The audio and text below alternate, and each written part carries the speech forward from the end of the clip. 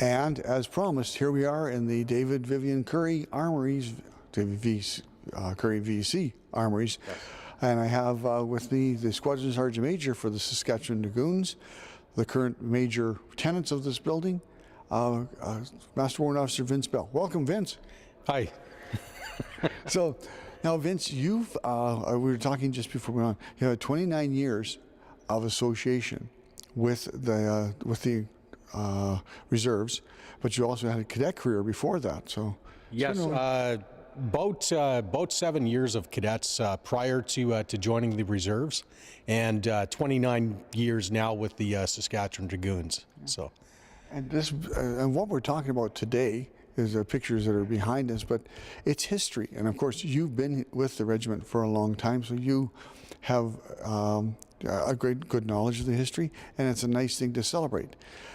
We're looking at panels that have been created about the history of one of the preceding units that was housed here that was like the forefather of the Sasties, and that was the 46th Battalion, which was raised in World War I for taking troops from Moose Jaw overseas. Yes, the 46th Battalion was recruited from Moose Jaw and deployed overseas with the Overseas Canadian Expeditionary Force. Fought in all of the major battles throughout the First World War, and the Saskatchewan Dragoons, we wear silver buttons on our tunics to perpetuate the fact that the infantry background of the regiment, perpetuating the 46th Battalion. We also carry their battle honors, which are the panels that are behind us now. Yeah, and they're all, of course, presented on a guidon, which is one of the first panels that we look at. And a guidon is a flag that celebrates and is carried on ceremonial occasions to rally the troops and to recognize the successes that they've had. Right. The original purpose of a color was to marshal the troops. So you'd see, the knights as they rode forward, someone would carry that color standard. We don't do that anymore. We don't follow it into battle, but every regiment does have their colors. Ours is on a guidon, which is a armored tradition, and you'll notice that it is a dovetail design on the guidon itself. That's what doesn't flap so much in the breeze on a horse. Absolutely. It's distinctive of the Armor Corps, and it carries the 10 major campaigns that we were awarded battle honors for during the First World War. But these panels, which are being unveiled tonight as we speak, but this will be on September the 27th, but these will be available for the public to come and see and get them to know a bit about the history of what happened and some of the stories about people and also the unit itself during the war. And it starts at the very beginning and goes from 1916 when our troops went over, and just tell me where it goes from there. Yeah, it basically builds the story as you read through the different panels of the major battles that occurred during the First World War, including the battle for Vimy Ridge, which the 46th Battalion was a very key part of, and all of the different battles are detailed on the panels. And as people make their way through them, they can read in progression what type of hardships the soldiers that were fighting went through. Yeah, and the panels themselves are the pictures are quite amazing because they've been collected from the archives and massaged to look. They're just beautiful pictures. They really dug them out, quite well. The development of the pictures bring the contrast forward, and whatever else is just outstanding. And it was Harvey Lynn and his company. He has a company in Regina that does digital graphics that put a lot of time and effort and a lot of his own expense into getting these made. So, And of course, Harvey is one of the friends of the regiment who are very much supportive of this activity, and spearheaded by Jocelyn Hutchinson, the regimental major, and also Brad Racina, former CO. yes, Brad Racina, he's an ex-CO. Retired major. He now works as aide-de-camp for the lieutenant governor, and he put together basically all of the layout for the panels. Jocelyn Hutchinson, a friend of the regiment, regimental major, took the ball, basically started running with it, talked with Harvey Linnan about getting the panels made, realized the vast spectrum of what she was trying to take on, and enlisted the help of Ray Bowen, who really got involved, spent a lot of time and effort on his behalf. They went to Veterans Affairs Canada, got the funding to pay for all of this, and just put it all together, and it was just an outstanding job. Yeah. And also, it should be noted because next year in 2014 is the 100th anniversary of the First World War. Now, the SASDs are ahead of the game because they've created a history of their ancestral units in World War I, and a lot of the other units in Saskatchewan go, oh, we should be doing that too. Absolutely. It wasn't something that we were looking at doing. This was for our 100th anniversary. The history of the regiment goes back to 100 years prior to now.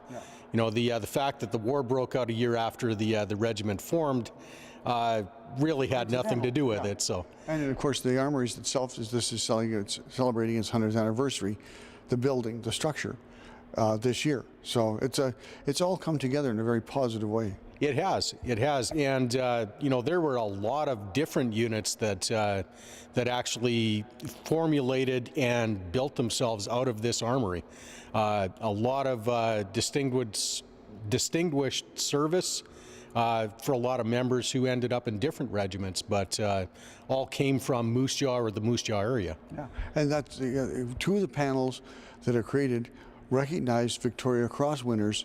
One who was from the Moose Jaw area, served in Moose Jaw before the war, and the other one is Hugh Cairns, and Hugh Cairns was from Saskatoon and joined up, and when he got sent over to Europe, he was assigned to the 46th Battalion and served all 4 years of his time with the war, and received a Victoria Cross on November the 2nd for active actions on November the 1st and 2nd of 1918.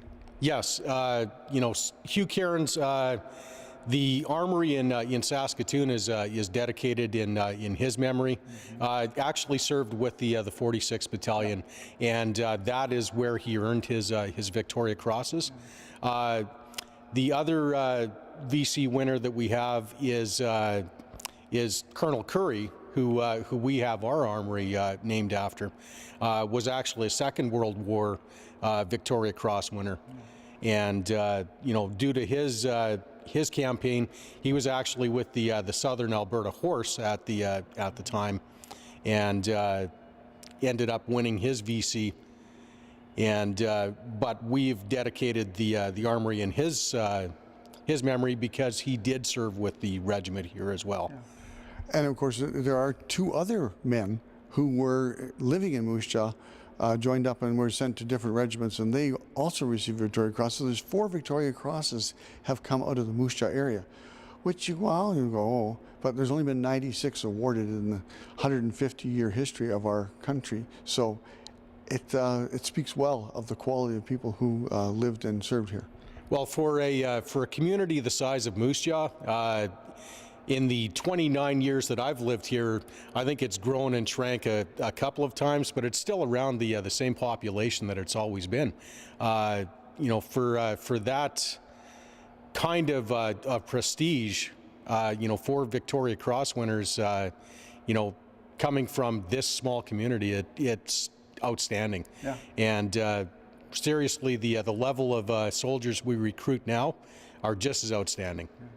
And that's for sure. And of course, we have the Armouries is open daily, and people can come in and wander around and look at the great display cabinets that have been set up, and with memorabilia from the different activities and actions that the regiment has been involved with.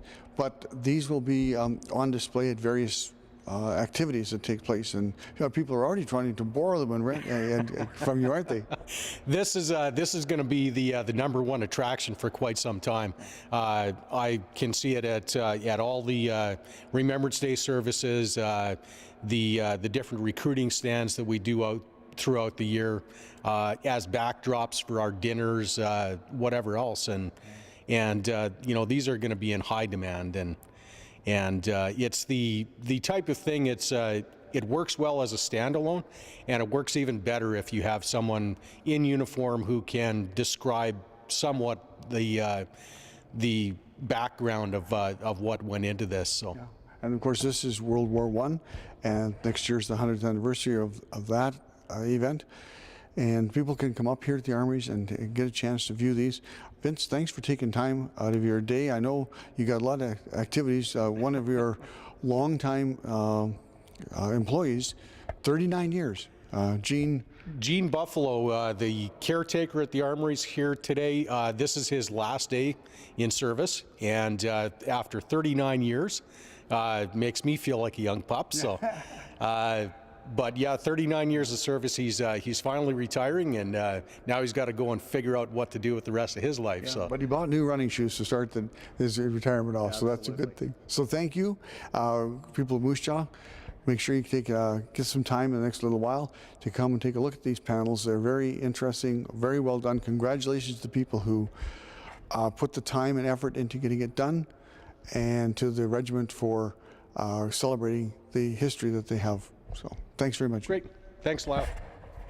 Okay, so that wraps it up for today, and hope that you do get a chance to see that. And thanks to the mayor for spending some time with us today too. So we'll look forward to seeing you again soon on Moose Jaw this week.